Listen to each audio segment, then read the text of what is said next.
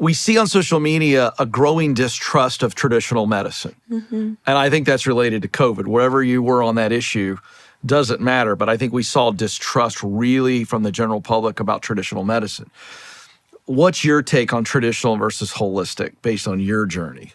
Yeah, so going back, I used to think holistic was very woo-woo. And I was like, if the doctor isn't prescribing it, then it doesn't make sense. When I started to have gut issues and people were like, oh, I think it might be stress. I was like, what do you mean? It's my tummy, not in my head. So I had zero this is way before like the gut-brain connection thing. So I dismissed everything. I was like, they have no idea what they're talking about. I was very confident in knowing what I was talking about, and I was just dismiss everything. Over time, what I started to realize is that there's so many things we don't know about the human body. To even pretend you do is very naive. So I started to change the way that I thought about my body, about medicine and holistic medicine. And for almost a year, when I felt like my gut had erupted, that actually felt like what it was like. I couldn't stand up for more than 5 minutes at a time. Like literally my gut had protruded out to here.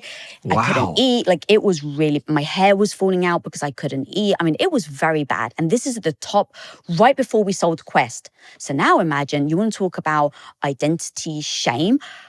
We were like the biggest nutrition company in the world, and I couldn't even eat our own product. So I was embarrassed. So it was a lot to kind of deal with in that, especially in the time. But for a year, I was like, okay, go to the best doctors, Lisa.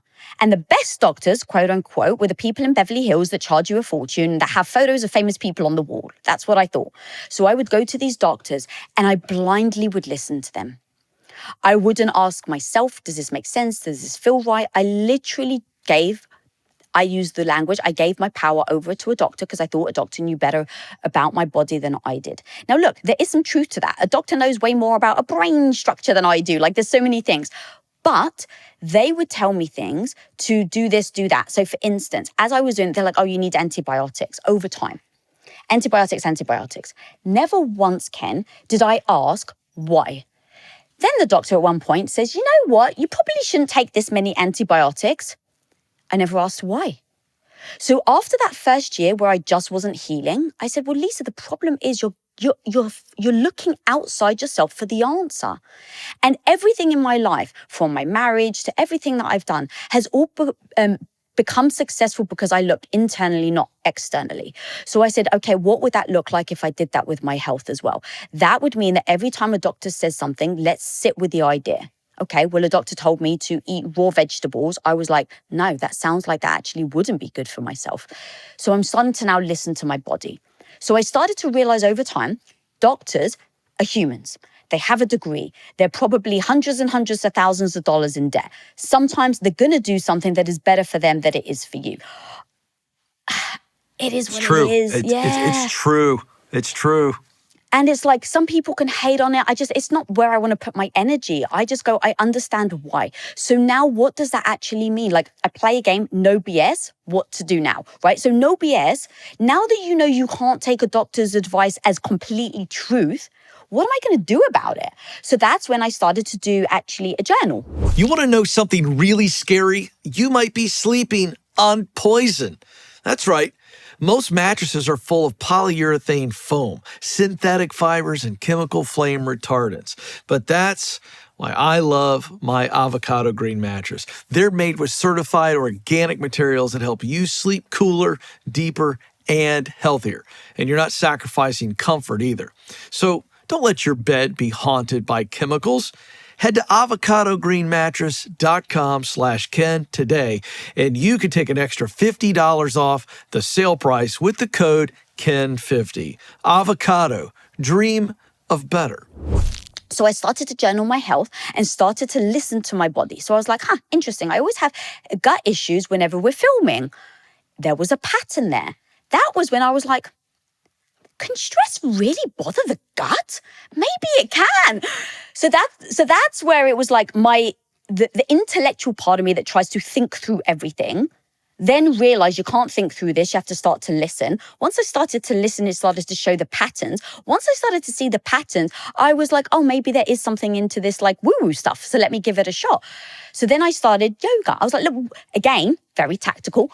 write out a list of all the things you're going to try and you're going to listen to your body on. So acupuncture, I did that like cupping thing where it sucks the suction.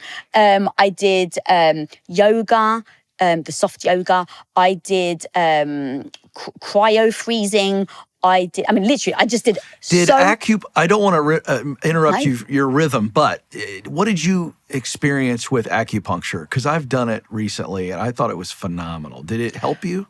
What was interesting is I tried to think my way through everything. So as I'm lying on the bed, I'm like, do I feel any different? Do I feel any different? And then I realized, Lisa, you're doing it all wrong.